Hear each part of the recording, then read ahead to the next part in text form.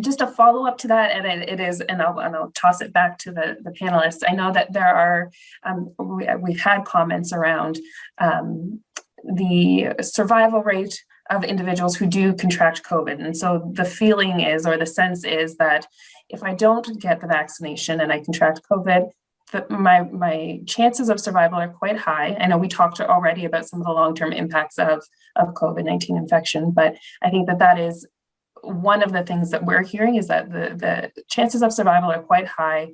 And so why assume the risk of taking the vaccination? And I think that might be a question that people might like to hear from the panelists answered. You know, it's interesting.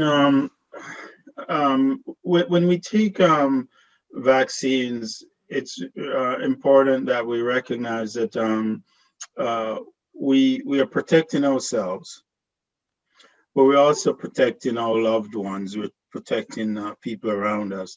We're protecting people who are perhaps who might have a higher risk of having severe outcomes and even dying as well, including people with weakened immune systems, our parents and grandparents, and others around us. So it's really important for us to remember that. And as was said earlier by Isaac Kudami, viruses need cells to divide, and we are, a vehicle that moves around with these cells and facilitate transferring of our virus from individual to individual after the viruses have had a chance to replicate.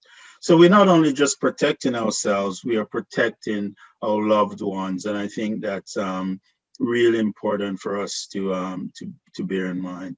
And we all of us, I'm sure, have known somebody who has died from COVID, and that's so sad that during the break I found out that a family member in Switzerland died from COVID, and just 10 minutes ago, and someone in their 90s. So there are people who are more vulnerable than we might be, and it's really important for us to bear that in mind, to help protect those individuals.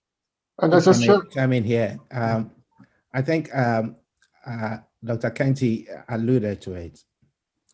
The typical thing about Black culture is the sense of community and family. That's something that we have embedded in our culture. So when you're thinking about this issue, think yourself as not just an individual looking at yourself, but looking at the community as at wide, and your family and loved ones. That's number one. Number two, this pandemic is unprecedented. None of us alive have seen anything like this. The last time it was 100 years ago. So you're not comparing this experience with something you know. This is something uniquely different.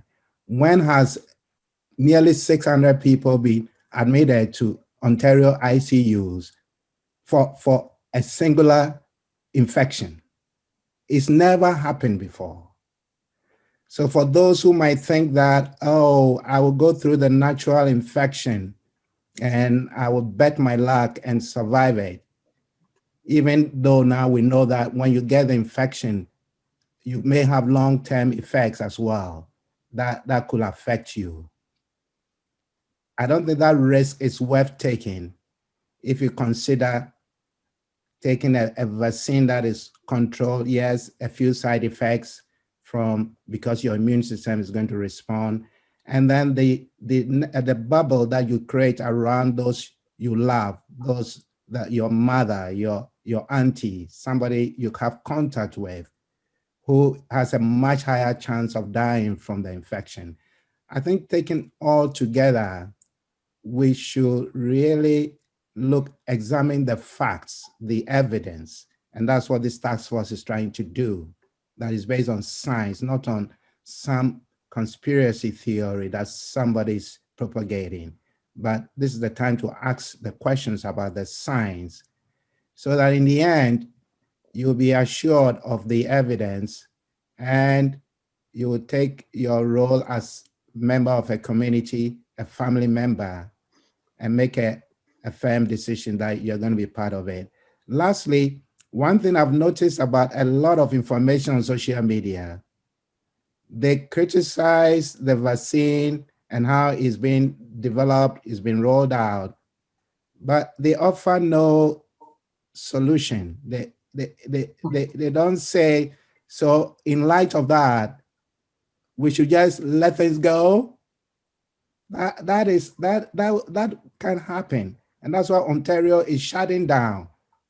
If we need 700, 800 ICU beds, we are going to face a situation where you have to decide, oh, this one is 25 years old, this one is 55. Let's ventilate the 25-year-old. That would be unthinkable.